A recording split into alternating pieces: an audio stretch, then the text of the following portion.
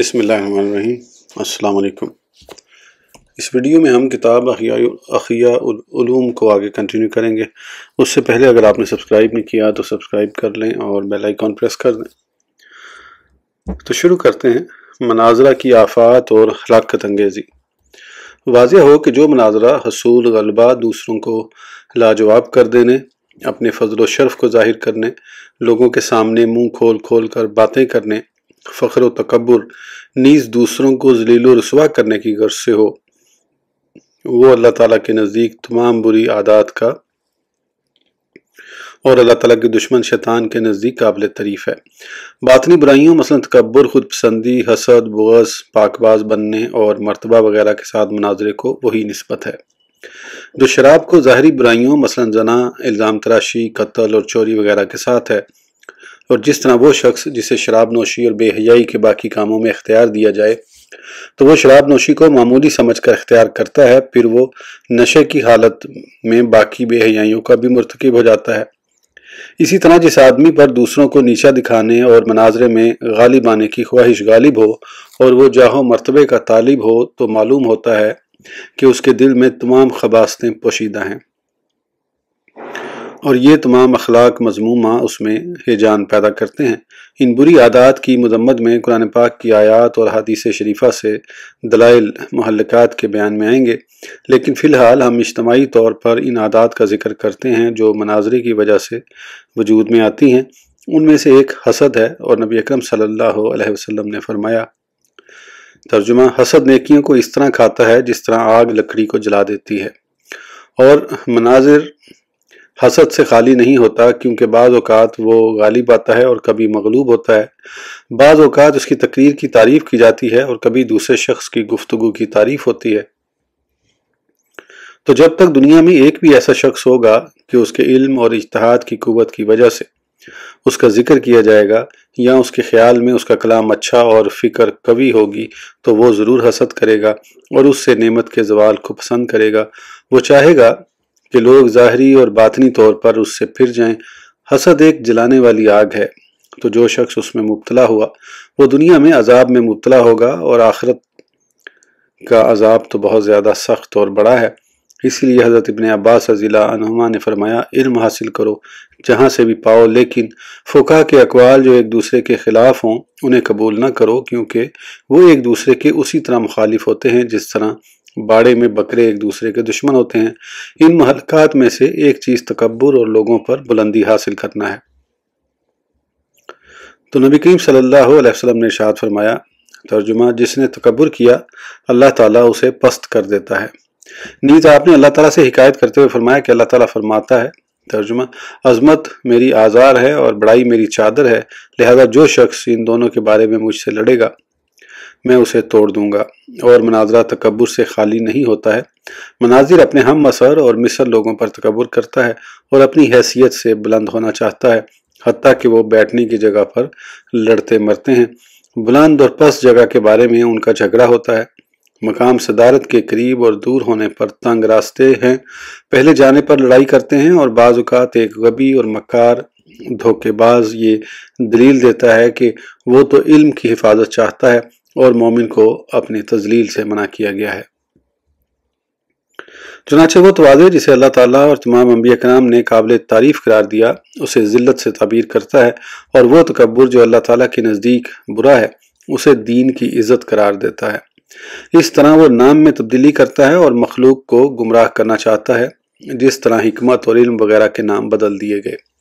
ان خرابیوں میں سے ایک کینہ ہے، اور مناظر اس سے خالی نہیں ہوتا۔ جبکہ نبی کریم صلی اللہ علیہ وسلم نے فرمایا، ترجمہ: مومن کینہ پرور نہیں ہوتا۔ اور کینے کی مذمت میں جو حدیث آئی ہیں وہ واضح ہیں، اور تم مناظرہ کو نہیں دیکھو گے کہ وہ اپنے کینے کو چھپانے پر قادر ہو۔ جب کوئی شخص اس کے مخالف کی بات پر سر ہلاتا ہے اور اس کے کلام پر خاموش رہتا ہے اور اچھی طرح نہیں سنتا، بلکہ مناظر جب یہ بات دیکھتا ہے تو دل میں کینہ چھپانے اور دل ہی دل میں اس کو بڑھانے پر مجبور ہو جاتا ہے۔ زیادہ سے زیادہ یہی ہوتا ہے کہ وہ منافقت کرتے ہوئے چھپاتا ہے، لیکن عام طور پر یہ کینہ ظاہر بھی ہو جاتا ہے، اور یہ اس سے کس طرح جدا ہو سکتا ہے جبکہ تمام سننے والوں کا اس کے کلام کو ترجیح دینے پر اتفاق کرنا مقصود نہیں ہوتا، نیز یہ کہ ہر حالت میں اسی کے اعتراضات و جوابات کو اچھا قرار دیا جائے، بلکہ اگر فریق ثانی سے چھوٹی سی بات بھی ایسی صادر ہو جائے جس کی وجہ سے اس کے کلام کی طرف توجہ کم ہو گئی تو اس کے دل میں زندگی بھر کے لیے کینہ جم جاتا ہے۔ ان خرابیوں میں سے ایک غیبت ہے، اور اللہ تعالیٰ نے اسے یعنی غیبت کو مردار کھانے کے مشابہ قرار دیا ہے، اور مناظر مردار کھانے کا عادی ہو جاتا ہے کیونکہ وہ اپنے مخالف کے کلام کو دوسروں تک پہنچانے اور اس کی مذمت کرنے سے بچ نہیں سکتا۔ زیادہ سے زیادہ یہ احتیاط کرے گا کہ اس کی جو بات بیان کرے گا تو اس میں سچ بولے گا، جھوٹ نہیں کہے گا، لیکن اس کی وہ باتیں بیان کرے گا جو اس کے کلام میں نقصان اور کمزوری پر نیز اس کی فضیلت کی کمی پر دلالت کرتی ہوں، اور یہ غیبت ہے۔ جہاں تک جھوٹ کا تعلق ہے تو وہ بہتان ہے۔ اسی طرح وہ اس بات پر قادر نہیں ہوتا کہ جو شخص اس کے کلام سے روگردانی کرے اور اس کے مخالف کی بات سنے اور قبول کرے وہ اس کی بے عزتی نہ کرے، بلکہ وہ تو اسے جاہل، احمق، کم فہم اور کند ذہن کہتا ہے۔ ان خرابیوں میں سے ایک اپنے نفس کی تعریف کرتا ہے۔ اللہ تعالیٰ فرماتا ہے، ترجمہ، اور اپنے نفسوں کی پاکیزگی بیان نہ کرو، وہ اللہ پرہیزگار لوگوں کو جانتا ہے۔ کسی دانا سے پوچھا گیا، کبھی سچ کیا ہے؟ اس نے کہا، کسی شخص کا اپنی تعریف کرنا اور مناظر، قوت، غلبہ اور ہم اثر لوگوں سے افضل ہونے کے ساتھ ساتھ اپنے نفس کی تعریف کرتا ہے، اور مناظرے کے دوران یہ بات ضرور کہتا ہے کہ میرے جیسے شخص پر اس قسم کی باتیں پوشیدہ نہیں ہیں۔ میں علوم میں ماہر ہوں، اصول اور حفظ حدیث میں یکتا ہوں، اور اس کے علاوہ وہ باتیں کرتا ہے جن کے ساتھ تعریف کی جاتی ہے۔ کبھی تو وہ شیخی کے طور پر ایسا کرتا ہے اور کبھی اپنے کلام کو رواج دینے کے لیے، اور یہ بات معلوم ہے کہ شیخی دکھانا اور اپنی تعریف کرنا دونوں باتیں شرعاً اور عقلاً ممنوع ہیں۔ ان خرابیوں میں سے ایک عیب جوئی اور لوگوں کی پوشیدہ باتیں تلاش کرنا ہے، اور اللہ تعالیٰ نے ارشاد فرمایا، وَلَا تَجَسَّسُوا، ترجمہ، اور عیب مت ڈھونڈو، اور مناظر دوسروں کی پوشیدہ باتیں تلاش کرنے اور مخالف کی عیب جوئی میں لگا رہتا ہے، حتیٰ کہ جب اسے بتایا جاتا ہے کہ اس کے شہر میں فلاں مناظر آیا ہے تو وہ ایسے آدمی کو ڈھونڈتا ہے جو اس کے اندرونی حالات بتائے اور پوچھ کر اس کی خرابیاں باہر لاتا ہے، حتیٰ کہ ان کو اپنے لیے ذخیرہ بناتا ہے تاکہ ضرورت کے وقت اسے ذلیل و رسوا اور شرمندہ کرے، یہاں تک کہ وہ اس کے بچپن کے حالات اور بدن کے عیوب بھی معلوم کرتا ہے کہ شاید اس کی کسی لغزش یا عیب مثلا گنجا پن وغیرہ پر مطلع ہو جائے۔ پھر جب مخالف کی طرف سے معمولی سا غلبہ بھی دیکھتا ہے تو اگر سنجیدہ ہے تو اس کا غیب گنا دیتا ہے، اور لوگ بھی اس کی بات کو پسند کرتے ہیں، اور یہ نکتہ سنجی اور باریک بینی سے شمار ہوتا ہے، اور اگر وہ مسخرہ پن پر خوش ہونے والا ہے تو اعلانیہ طور پر اسے ذلیل کرتا ہے، جیسا کہ بڑے معتبر مناظرین میں سے ایک جماعت کا حال بتایا گیا ہے۔ ان برائیوں میں سے ایک لوگوں کی برائیوں پر خوش ہونا اور ان کی خوشی پر رنجیدہ ہونا ہے۔ حالانکہ جو شخص اپنے مسلمان بھائی کے لیے وہ چیز پسند نہیں کرتا جو اپنے لیے کرتا ہے تو یہ عمل مومنین کے اخلاق سے بعید ہے۔ تو جو شخص بھی اپنی فضیلت جتا کر فخر و غرور کا طالب ہوتا ہے، یقیناً وہ اس بات پر خوش ہوتا ہے جو اس کے ہم اثر اور برابر کے لوگوں کو بری لگتی ہے۔ ان لوگوں کے درمیان بغض اسی طرح ہوتا ہے جیسے سوتوں یعنی سوکنوں میں ہوتا ہے، جیسے ایک سوکن دوسری کو دور سے دیکھتی ہے تو کانپ اٹھتی ہے اور اس کا رنگ زرد ہو جاتا ہے، تو تم مناظر کو بھی اسی طرح دیکھو گے، جب وہ کسی مناظر کو دیکھتا ہے تو اس کا رنگ بدل جاتا ہے اور متفکر و پریشان ہو جاتا ہے، گویا وہ کسی سرکش شیطان یا ذرہ رساں درندے کو دیکھ رہا ہے۔ تو وہ الفت و راحت جو علماء کی باہمی ملاقات کے وقت پیدا ہوتی ہے کہاں گئی؟ نیز وہ اخوت، باہمی مدد اور غمی و خوشی میں شرکت جو ان حضرات سے منقول ہے کہاں ہے؟ حتیٰ کہ حضرت امام شافعی رحمہ اللہ نے فرمایا، فضیلت و عقل والوں کے درمیان علم قرب کا سبب ہے جو ان کو ملاتا ہے۔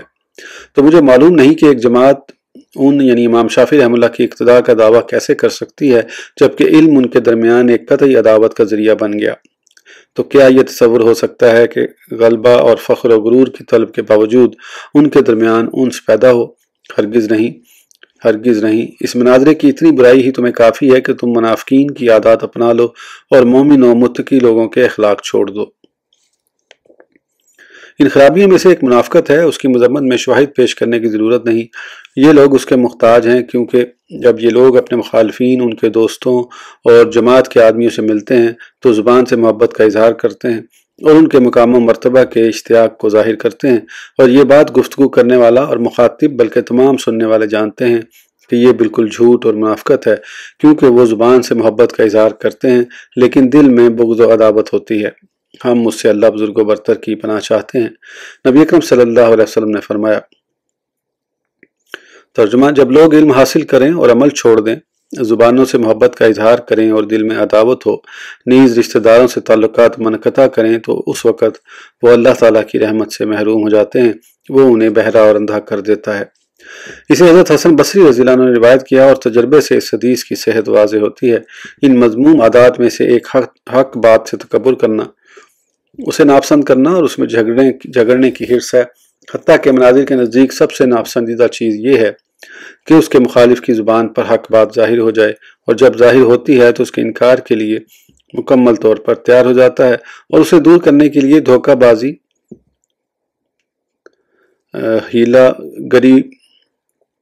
میں حتی الامکان کی کوشش کرتا ہے، حتیٰ کہ اختلاف و جھگڑا اس کی طبیعت میں رچ بس جاتا ہے اور وہ جو بھی بات سنتا ہے اس کی طبیعت اعتراض کرنے کے لیے تیار ہو جاتی ہے، یہاں تک کہ یہ بات قرآن پاک کے دلائل اور الفاظ شریعہ کے بارے میں بھی اس کے دل پر غالب آ جاتی ہے، چنانچہ وہ ان میں سے بعض کو بعض کے مقابلے میں لاتا ہے۔ حالانکہ جھگڑا تو باطل کے مقابلے میں بھی ممنوع ہے، کیونکہ نبی اکرم صلی اللہ علیہ وسلم نے باطل کے خلاف حق کے ساتھ نہ لڑنے کو پسند فرمایا۔ آپ نے ارشاد فرمایا، ترجمہ: جو شخص باطل کے لیے جھگڑا چھوڑ دیتا ہے، اللہ تعالیٰ اس کے لیے جنت کے ایک کونے میں گھر بناتا ہے، اور جو آدمی حق پر ہونے کے باوجود بھی جھگڑا نہیں کرتا، اس کے لیے اللہ تعالیٰ سب سے اوپر والی جنت میں گھر بناتا ہے۔ اللہ تعالیٰ نے ان لوگوں کو برابر قرار دیا جو اللہ تعالیٰ پر جھوٹ باندھتے ہیں اور جو حق کو جھٹلاتے ہیں۔ ارشاد خداوندی ہے، وَمَنْ أَظْلَمُ مِمَّنِ افْتَرَىٰ عَلَى اللَّهِ كَاذِبًا أَوْ كَذَّبَ بِالْحَقِّ لَمَّا جَاءَهُ۔ ترجمہ: اس شخص سے بڑھ کر کون ظالم ہے جو اللہ تعالیٰ پر جھوٹ کرتا ہے یا جب اس کے پاس حق آئے تو اسے جھٹلاتا ہے۔ اور ارشاد فرمایا، فَمَنْ أَظْلَمُ مِمَّنْ كَذَبَ عَلَى اللَّهِ وَكَذَّبَ بِالصِّدْقِ إِذَا جَاءَهُ۔ اس سے بڑھ کر کون ظالم ہے جو اللہ تعالیٰ پر جھوٹ کہتا ہے اور سچ کو جھٹلاتا ہے جب وہ اس کے پاس آتا ہے۔ ان خرابیوں میں سے ایک ریاکاری ہے، لوگوں کو دکھانا اور ان کے دلوں اور چہروں کو اپنی طرف پھیرنا ہے۔ ریاکاری وہ لا علاج مرض ہے جو کبیرہ گناہوں میں سے بھی بڑے گناہوں کی دعوت دیتی ہے، جیسا کہ ریاکاری کی بحث میں آئے گا، اور مناظر کا مقصد مخلوق کے سامنے ظاہر ہونا اور ان کی زبانوں پر اپنی تعریف کو جاری کروانا ہوتا ہے۔ تو یہ 10 عادات جو باطنی برائیوں کی جڑ ہیں، اور یہ ان خرابیوں کے علاوہ ہیں جو غیر سنجیدہ مناظرین میں پیدا ہوتی ہیں، مثلاً اس انداز میں جھگڑنا کہ دوسروں کو مارنا، تھپڑ رسید کرنا، چہرے پر مارنا، کپڑے پھاڑنا اور داڑھی پکڑنا، والدین اور اساتذہ کو گالی دینا، واضح الفاظ میں الزام لگانا پایا جاتا ہے۔ تو یہ لوگ انسانیت کے دائرے سے خارج ہیں۔ ان میں سے جو اکابر اور عقلمند ہیں ان میں وہ 10 خصلتیں ضرور پائی جاتی ہیں، البتہ بعض حضرات ان میں سے بعض خرابیوں سے محفوظ رہتے ہیں، لیکن یہ اسی وقت ہوتا ہے جب اس کا مد مقابل اس سے کم درجہ رکھتا ہو، یا اس سے بلند مرتبہ ہو، یا اس کے شہر اور اسباب معیشت سے دور ہو، لیکن جب ہم پلہ لوگوں سے مناظرہ ہو تو ان عادات سے خالی نہیں ہوتا۔ پھر ان 10 خصلتوں سے دوسری 10 بیہودہ حرکات پیدا ہوتی ہیں۔ ہم ان میں سے ہر ایک کو تفصیل سے ذکر کر کے کلام کو طول نہیں دیتے، مثلا ناک چڑھانا، غصہ کرنا، دشمنی رکھنا، طمع کرنا، مال اور مرتبہ کی طلب سے محبت کرنا تاکہ وہ غلبہ پانے اور فخر کرنے پر قادر ہو سکے، غرور، اکڑ مالداروں اور حکمرانوں کی تعظیم، ان کے پاس آنا جانا، ان کے حرام مال میں سے لینا، گھوڑوں سواریوں اور ممنوع کپڑوں کے ساتھ زینت اختیار کرنا، تکبر و غرور کے ذریعے دوسروں کو حقیر سمجھنا، بے مقصد باتوں میں مشغول رہنا اور زیادہ گفتگو کرنا، دل سے خشیت الہی، خوف خدا اور جذبہ رحم کا نکل جانا، اس پر غفلت کا غالب آ جانا، حتیٰ کہ ان میں سے نماز پڑھنے والے کو نماز میں یہ بھی معلوم نہیں ہوتا کہ کس قدر نماز پڑھی ہے، قرآن پاک سے کیا پڑھ رہا ہے اور کس کے ساتھ مناجات کر رہا ہے۔ تمام عمر علوم میں مستغرق رہنے کے باوجود دل میں خشوع کی خبر تک نہیں، تو یہ وہ علوم ہیں جو اسے مناظرے میں مدد دیتے ہیں لیکن آخرت میں کوئی نفع نہ دیں گے، کیونکہ یہ عمدہ عبارت مسجع مقزع الفاظ نادر و عجیب باتوں کا یاد ہونا وغیرہ بے شمار امور ہیں۔ مناظرہ کرنے والے اس سلسلے میں اپنے اپنے درجات کے مطابق مختلف ہیں اور ان کے درجات بھی مختلف ہیں۔ ان میں سے جو زیادہ دیندار اور بڑا عقل مند ہوتا ہے وہ بھی ان بری عادات سے خالی نہیں ہوتا، زیادہ سے زیادہ یہ کہ وہ نفس پر کنٹرول کر کے ان باتوں کو پوشیدہ رکھتا ہے۔ یہ بھی معلوم ہونا چاہیے کہ یہ رذیل عادات اس شخص کے ساتھ بھی رہتی ہیں جو وعظ و نصیحت میں مشغول رہتا ہے، جبکہ اس کا مقصد یہ ہو کہ اس کو مقبولیت حاصل ہو اور مقام و مرتبہ اور عزت و جاہ کا طالب ہو۔ نیز جو شخص مذہب و فتاوی کے علم میں مشغول ہوتا ہے اس میں بھی یہ بری عادات پائی جاتی ہیں۔ جب اس کا مقصد عہدہ کسا اور تولیت اوقاف اور ہم عصر لوگوں پر فوقیت حاصل کرنا ہو۔ خلاصہ یہ ہے کہ یہ خصائل رذیلہ ہر اس شخص کے ساتھ ہوں گی جو علم کے ذریعے ثواب آخرت کے علاوہ تلاش کرتا ہے، تو علم عالم کو اس طرح نہیں چھوڑتا بلکہ اسے ہمیشہ کی ہلاکت میں مبتلا کر دیتا ہے۔ اس لیے نبی اکرم صلی اللہ علیہ وسلم نے فرمایا، ترجمہ، قیامت کے دن سب سے سخت عذاب اس عالم کو ہوگا جسے اس کے علم نے نفع نہ دیا ہو۔ یہاں تو علم نے نفع کی بجائے نقصان دیا، کاش کہ وہ برابر ہی نجات پا لیتا۔ خبردار، علم کا خطرہ بہت بڑا ہے اور اس کا طالب ہمیشہ کی بادشاہی اور دائمی نعمتوں کا طالب ہے تو لازماً یا بادشاہی حاصل کرے گا یا ہلاک ہوگا۔ اور یہ اس شخص کی طرح ہے جو دنیوی سلطنت چاہتا ہے، اگر اس سے مال حاصل نہ ہو سکے تو ذلت سے بچنے کی امید نہ کی جائے بلکہ وہ بہت زیادہ رسوا ہوگا۔ اس ویڈیو کے لیے اتنا ہی، پھر انشاءاللہ اگلی ویڈیو میں آگے کنٹینیو کریں گے۔ اس وقت تک کے لیے اجازت دیجیے، سبسکرائب کرنا نہ بھولیں۔ اللہ حافظ۔